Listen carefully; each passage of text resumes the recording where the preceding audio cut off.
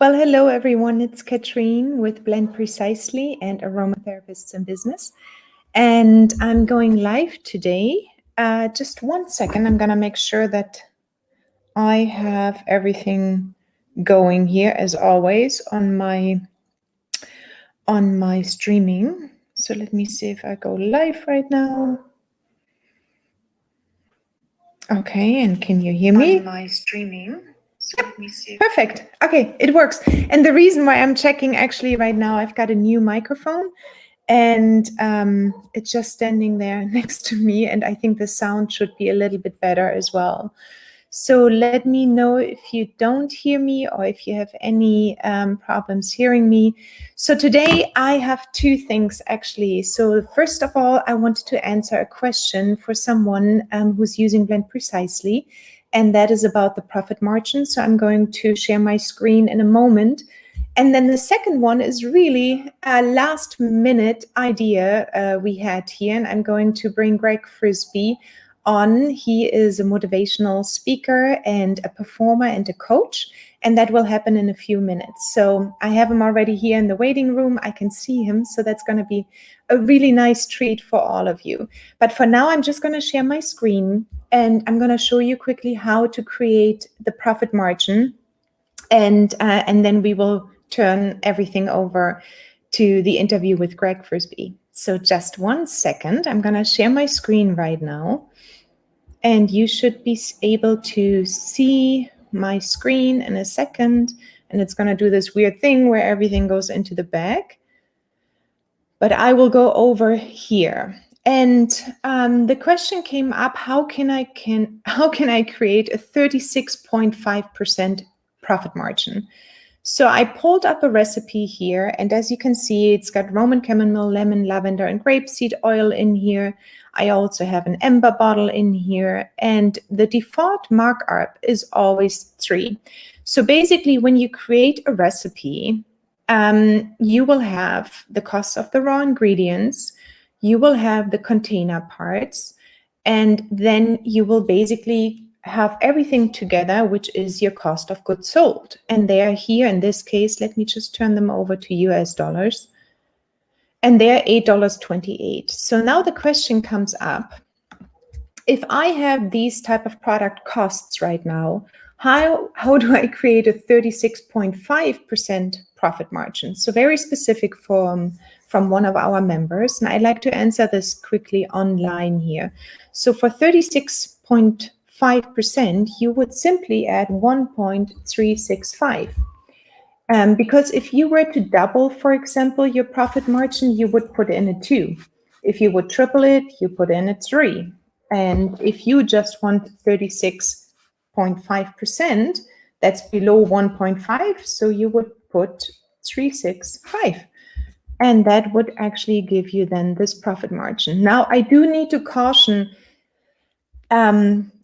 when you create a recipe and you want it to be profitable, you probably want it to be above 2, which is normally for wholesale, and definitely a 3 or a 4, because you need to create a high enough profit margin for yourself. And you need to think that you don't only have the recipe or the raw ingredients itself and the container costs and all of these, but you also will need to add your overhead and some other costs. So with a 36.5% profit margin, you don't really have enough profit. That's my opinion. But I wanted to answer that question live, and I'm going to send this video over as well to the user who's asked that for Blend Precisely. But make sure you create a large enough profit margin so you can continue to have a sustainable business, basically. Okay, so this is it. If you have any other questions at all points, just always go ahead and send me an email at hello@blendprecisely.com. I'm gonna stop sharing my screen here. And then we can see. So basically, that's it. If you have the profit margin, then you will be able to, or if you have 36.5%, you will be able to put in 1.365. Okay, so that's it for the profit margin question. And now I'm going to get Greg Frisbee on here. Just 1 second. I'm going to add him to the screen and see if it's working. Maybe Hello, everybody. Hello. So let's see if, yeah, I can hear you fine. So you should be fine. You can hear me okay? All right. I can hear you okay. So Greg, thank you so much for doing this. And No problem. just a little bit background as well. I know Greg for a very long time, like over 18 years 20 years? 20 years now we know each other. Mm-hmm. In fact, we have been married before. Mm-hmm. We are friends now, and we are actually talking a lot back and forth between businesses. And the one thing we have always done is creative thinking. I remember our talks and all of our I studied photography, and I was always going back and forth. And Greg is actually a performer since over 20 years, but he's also a coach, and he's also a motivational speaker. So today he's actually visiting us. So he's right now downstairs, and he's visiting his son. Or our son, and we are live right now here because he has a career which will, which has just been like extremely creative in problem solving and getting over your blockages and having a long road of how do you say, actually you have just a lot of experience on being creative, getting out there. I mean, you're on stage. You get out there in front of thousands of people. You have traveled all 50 states in the United States, over 40 countries, and you have been on cruise ships and everywhere else. And so there is like a huge history of you going live and needing to overcome your blockages, or your being scared, or coming up with something new if something doesn't work on the spot. Right. So now you have created as well the sheep theory. I'm German, so did I say that right this time? SHEEP. Yeah. I'm going to blend it actually in quickly. Here it is, sheeptheory.com, which is also a motivational program, and it's going live again October 1st, I believe you said. Yeah, with a new program, correct. With a new program, and it's going to be everything about creatively solving your blockages, your imposter syndrome, and much more. So, Greg, I have a lot of aromatherapists, and they are starting out their businesses. But before we actually go there, I'm going to leave the stage to you for a moment, and maybe you can say hi and with a little bit more about what you do and what sheep theory is all about. Sure. Well, thanks for having me on. And yeah, I mean, you said that I've been a performer for over 20 years with different kinds of entertaining comedy shows, all different types of venues. So over time, a lot of people ask me for advice. And so I got trained as a speaker and a coach. And so I created Sheep Theory as a platform to help people overcome problems with outside the box thinking and coming up with creative solutions. And so it's Sheep Theory. And the tagline for it is to think outside the flocks, because we all are in different pockets of people. And how do you stand out on your own? How do you overcome blockages? How do you think creatively when you're hitting a roadblock? And so I believe with Sheep Theory in fostering innovation in the workplace as well as personally to overcome those blocks through different creative problem solving techniques to help you feel confident that if a problem comes your way, you have 20, 30, 40, 50 different things in your arsenal, in your toolbox to overcome those problems. So yeah, and we see that especially a lot when you start out your business. I mean, I have aromatherapists being on in my groups as well. And I think number one fear, there are several number one fears, if that counts actually. And one of them is, I'm just not good enough right now, or I just finished up my aromatherapy certification and here I am. How should I position myself as an expert? Or I don't have enough money, or wait, let me take another course to the perpetual student syndrome. The perpetual student syndrome. And you keep on taking more and more courses, right? Exactly. Yeah. So you keep on taking more and more courses. You keep on finding excuses. And Right. I mean, you know me well enough now since over 20 years that we have all been, and especially me, I have been in those shoes as well, where you always find Right. an excuse to like, just wait, maybe I should take Right. that class, One or I don't more. have enough money. I don't have enough Right. time. I don't have enough of anything. Right. So here we are, and you've been doing this really for a very long time. And I know some of our talks when you were on stage and you have an arsenal of your basically tricks ready to go, but then the director says, you know what, you can't use fire here inside Or because you're yeah, no, juggling fire. Or constantly with corporate events, cruise ships that say, hey, I know you're scheduled for a 45-minute show. You've got 20. You got to go change your entire show moments before you go on, and you have to know what to cut, what not to cut. And yeah, yeah, and even as a professional doing it for 20 years, I still get that imposter syndrome, that fear of, well, who am I? Why are they going to listen to me? Why am I the guy?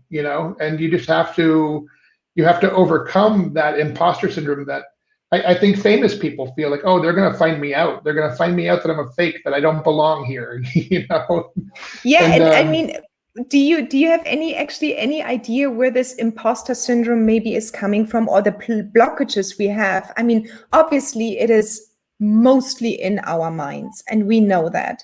And I sure. feel like when I first went live, for example, here on Facebook or anywhere, for the first 10, 15, 20 times, I'm like, oh my God, I'm going to have a heart attack right before I'm going live. Sure. And now it's become just very, very easy. But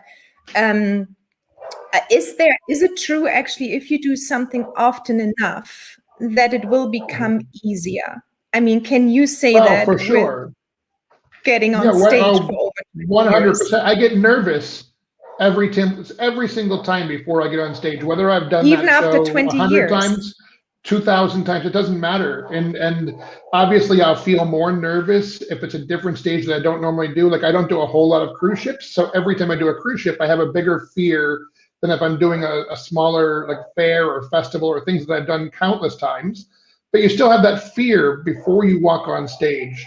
And I think it's the same fear in whatever you're doing. And I think the key is to try to figure out how to have that fear not overtake you and control you, but you use that fear, you change the energy that's within that fear to give you the confidence to do what you do. You know what you have the knowledge inside of you. If you've been trained as a aromatherapist, or if you've been trained as a performer, you've been trained, you have the hours. It's a matter of overcoming that fear and realizing that you're going to be okay. It's never going to be as bad as it is in your head. It's never going to be as bad as it is, however you've made it out to be. And so you just need to go out there and do what you do. Like you have the training, you have the know-how, you have the experience, you have whatever it is, whatever step you're at, is to Yeah, take that it's step true. forward. It's true, and I think we are actually our biggest stoppers. Everybody, and I'm keep on telling this also to all the aromatherapists, and I'm going through a course right now too, with them, growing your business online. But it is a common fear that we think we don't know enough, but the reality is what you just said. We put many more hours into our business than 95% or 99% even of all the people we are talking to, right? So if an aromatherapist goes out right now and needs to position themselves as an expert, you can be guaranteed that if you're talking to a group of people, that nobody knows as much as you do. And I think that You're is more of an that. expert than them. Even if you only have 5 hours more than them, you know more. Like you are still the expert, even if you're a new person coming out of the gate with your degree or your training, or you just finished your schooling. You are the expert to the people who are just starting that process. Exactly. So yeah, and that is something, when I hear like, well, where do I start out? How do I get clients? And I think it is not so much that we feel like there are no clients out there, because they do exist. I mean, this is a humongous world, and we know that there are many, many in this case, essential oil users out there that want some education. We just need to find them, of course, but we have to find them. But if we don't take the first step of just even talking to friends and family and then go beyond that, or do anything else, then we will never learn actually how to put ourselves out there.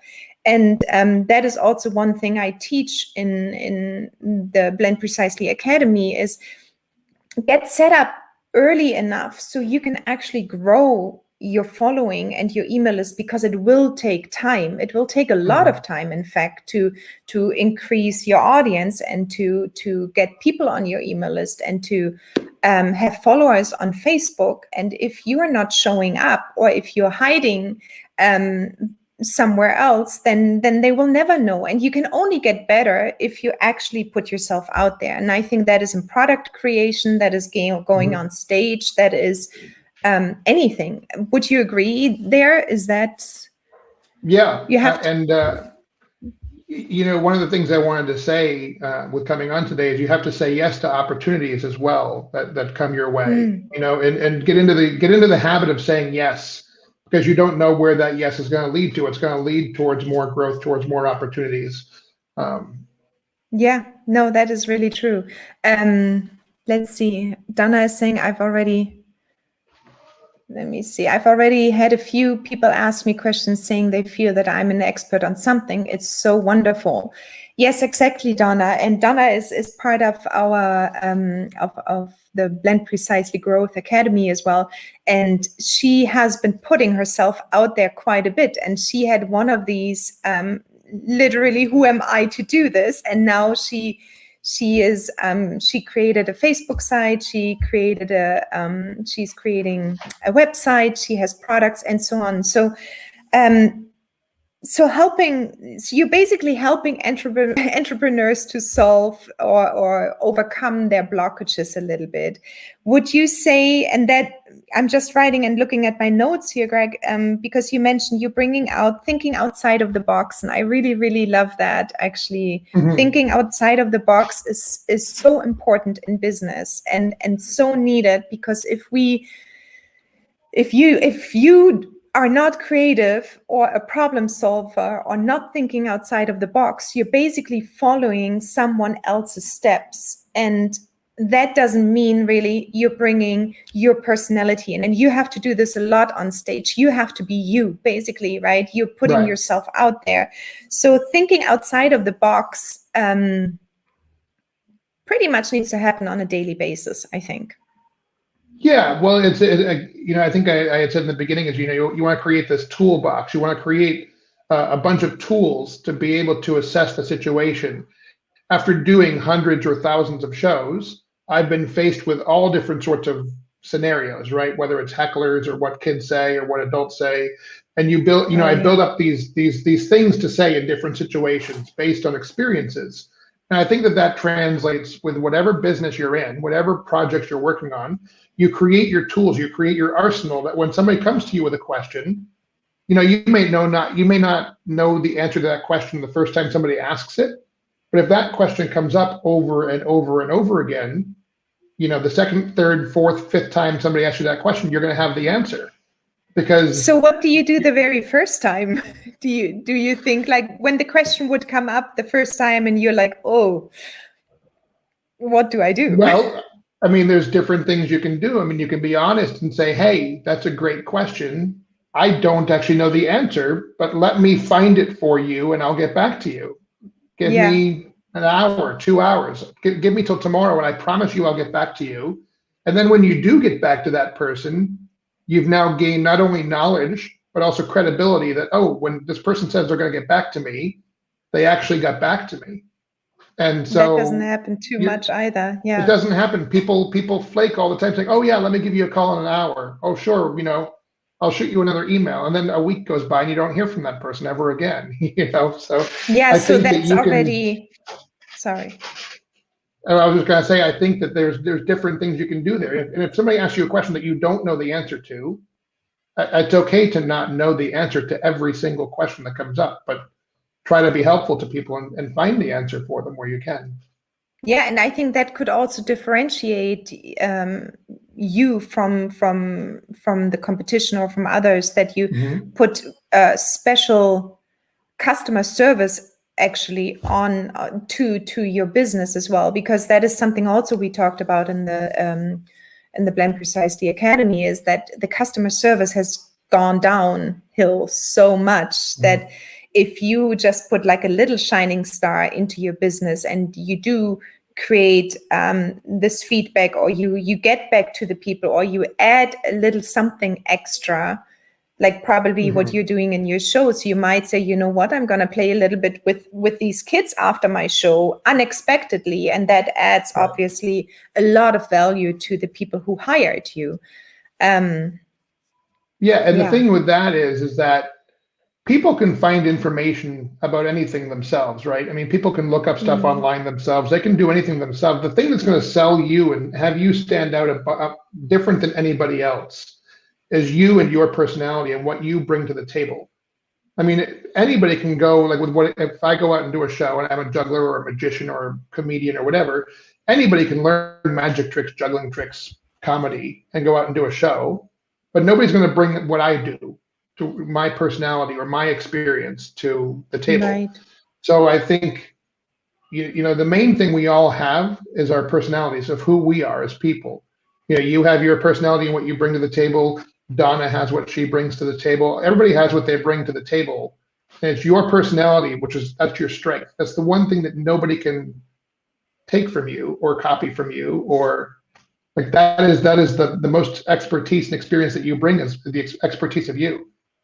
And that might be as well at the same time why we have imposter syndromes or blockages, because we know actually that we have to put us out there and not just like a product or a service or so. We are behind our businesses most of the time. And there is this book called Youpreneur from Chris Ducker, actually, which talks a lot about you are the business, and you need to bring your personality to the business, and that is just really, really important. And it took me a long time to say, this is who I am, and that's okay. And if someone doesn't like me, they will go away, but that's okay too. Not everybody can be your friend. Not everybody will be your customer, right? So let's see what Donna. And it's okay, exactly, because there will be more of others whom we connect with. When I was caring for elderly people as a nursing assistant, I was made sure that I went back to them with an answer, because it's very important to do that.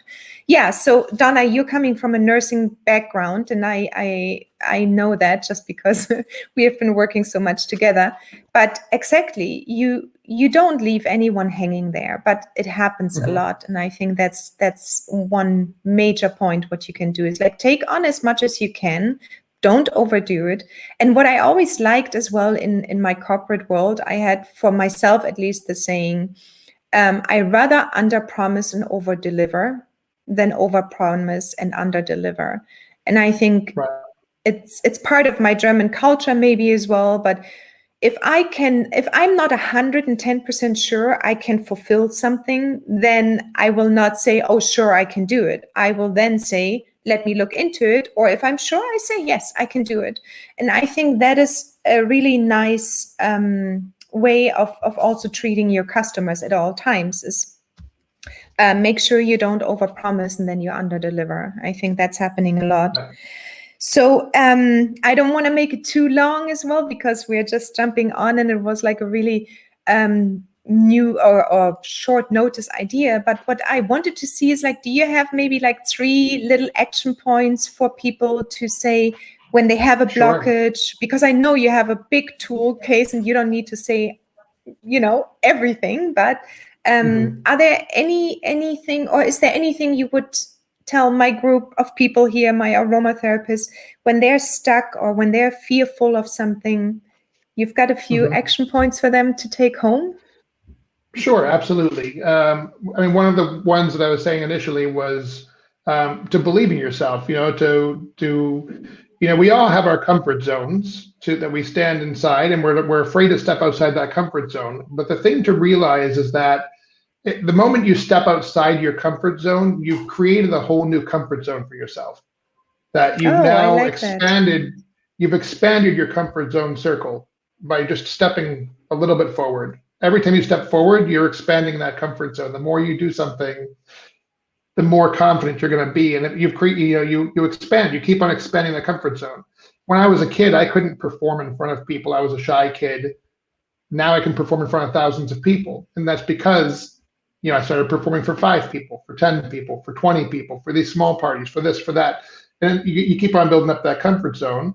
One of the things as far as the skills to walk away from is to say yes to opportunities. I think I mentioned that a little bit earlier in the conversation here. Yeah. Even today, when you and I were talking, you're like, "Hey, come on, talk to the people." I'm like, "Oh, maybe.